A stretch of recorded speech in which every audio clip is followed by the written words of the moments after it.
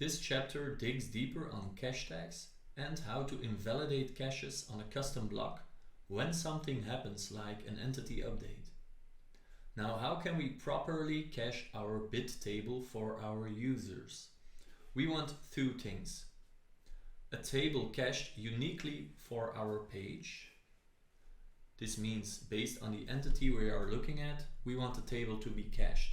So not every time someone visits this mountain page, we don't want every time to render and loop over the bits. Like here you can see Kim and Eric did a bit. No, this needs to be rendered once and then a blocked and then a cached block for every user, of course. But we also want the table to get updated when a new bit is added. So in the technical terms, we need caching on the table